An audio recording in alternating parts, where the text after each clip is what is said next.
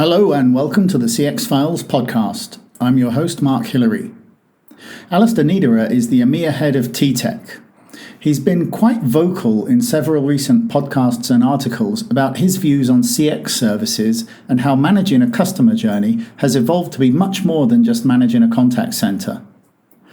Alistair argues that delivering a CX service is more like conducting an orchestra rather than the classic lift and drop BPO outsourcing project we all know and love. I called him at his base in the UK to find out more about his ideas on CX orchestration. Okay, Alistair, I heard you recently on an intelligent sourcing podcast, and you said that CX partners are actually orchestrating a solution. You know, that you've got automation, IVRs, self-service, artificial intelligence. I mean, you have all this kind of technology underpinning everything. But the real North Star is what problem does the client actually have? So are we sometimes forgetting that when we talk about all this tech? Hi, Mark.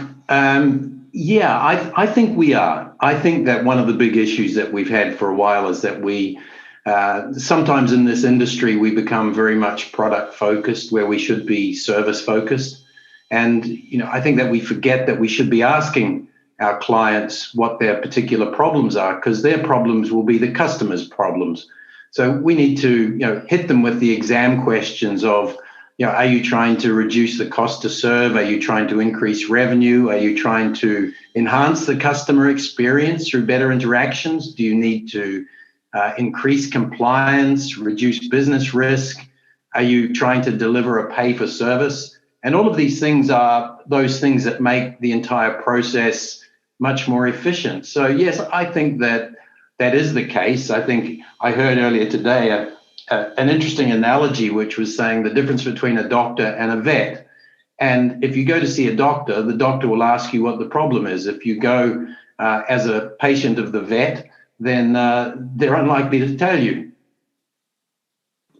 Yeah, absolutely. I mean, it's interesting because, in that podcast, when you were talking with Intelligent Sourcing, Melissa O'Brien from HFS Research was also there. And I remember Phil Furst, the founder of HFS, saying, I think it was back in 2008, that we should be dropping the word outsourcing. What you've just been describing is really a partnership. It's not outsourcing to a CX, a supplier. So Intelligent Sourcing magazine itself was called Professional Outsourcing until 2017. So are we really moving on from outsourcing CX to partnering with specialists? Yeah, I think outsourcing is such an emotional word. And if you go back to my point about product versus service, I think, there are always going to be specialist service providers who will provide elements of a solution.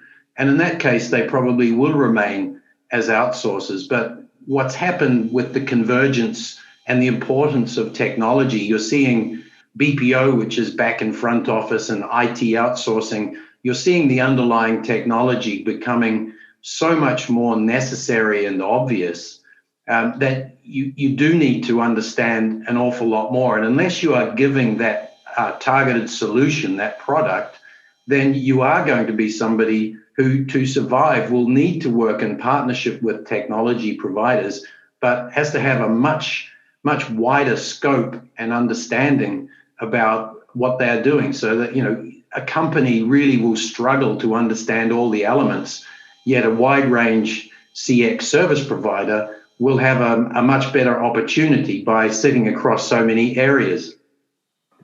Yeah, and we've got used in business generally, we've got used to the idea of buying things as services. So, now you can buy CRM as a service. I mean, is that something that you would say is now starting to apply within CX as well, like CX as a service?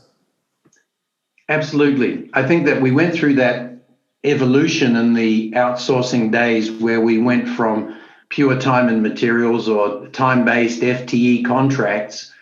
We were talking about win-win contracts and the ability to achieve better results for your client and be paid more. I think it's gone beyond that now with the convergence of the different elements to say that you can pay for what you eat, the smorgasbord approach to service. So if you are providing an outcome-based model, then you should be able to talk to somebody about a monthly fee based on the services delivered.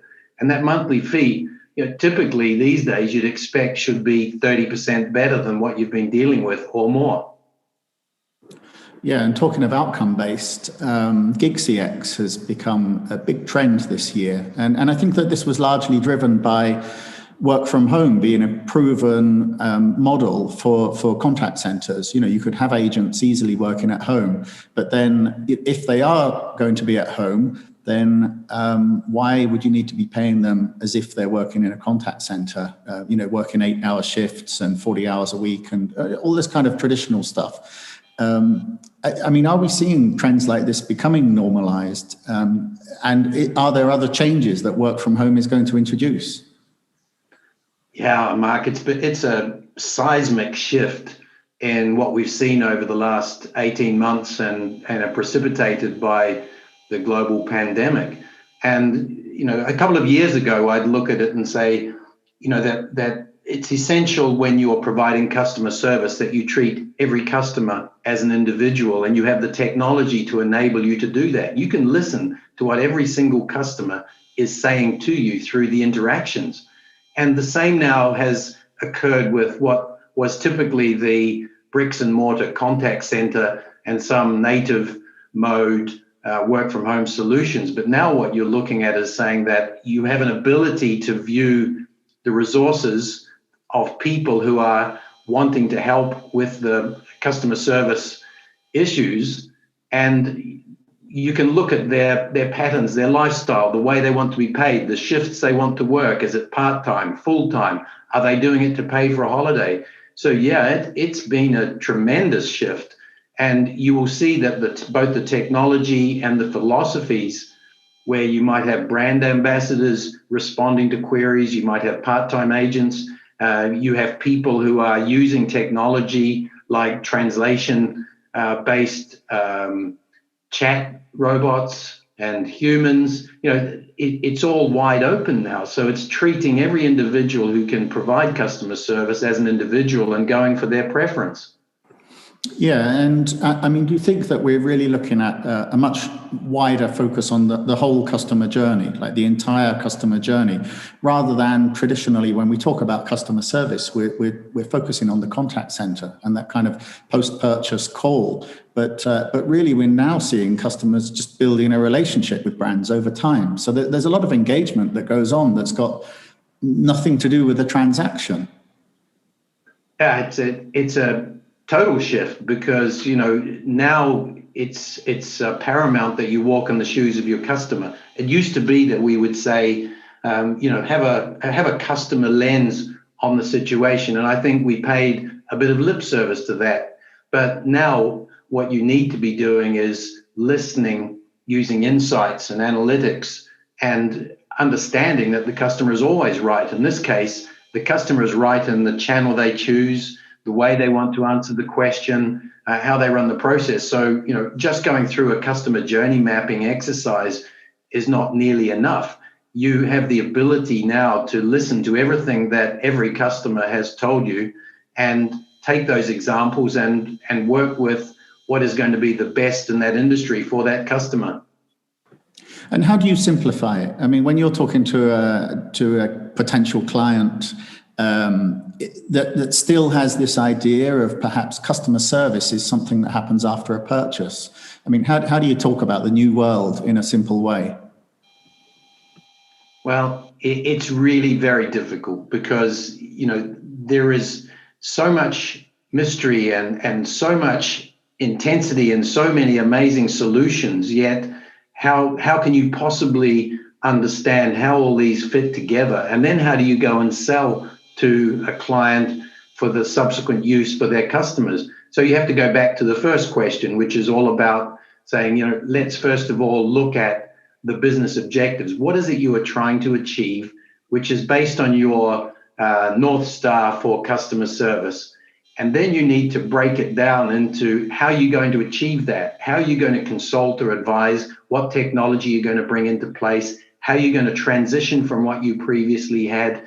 It's really, really difficult. And I think that, if at all possible, we have to think like a digital native And we have to say, all bets are off. So you're looking at what now has become the norm, which is cloud-based solutions, and you've got an app-based approach. And whether you're the customer, whether you're the agent at home or in a contact center, no matter who you are in the business, you kind of have to have that, the app-based digital native mindset. But the rewards for doing that and for demystifying are tremendous.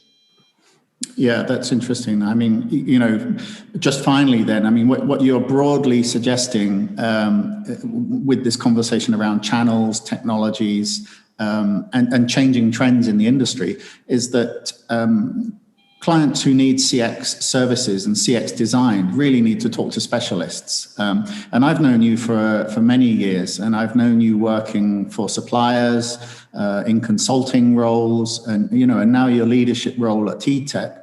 I mean, if you were describing this kind of new vision of CX and how TTEC fits into that, how are you positioning TTEC as something more than just agents in seats? Yeah, it's a good question, and it is something that when you join a new organization, you try to understand the USP, the unique selling proposition, and you compare that with the industry and what's available and capable at the time. I think it's very much about saying, yes, you do have to rely on specialists, but if you have a lot of specialists who aren't knitted together, it's going to be a problem. And whether I was in a consulting business or previously in BPO outsource, you really want to rely on the practitioners. You want to rely on people who have been there, done that. They've been down the dark alleys and have the scars on their back. So I think the interesting thing and the exciting thing about TTEC is that they have been digitally native in a lot of areas for over a decade. So you're not just dealing with somebody who has been a BPO, but they have been and become masters in CX tech, as well as the contact center outsourcing services, all wrapped up in consultancy and advisory. So you've got a huge number of people who have had experience and who can relate that to the business issues. So I think it's a unique coming together of those skills.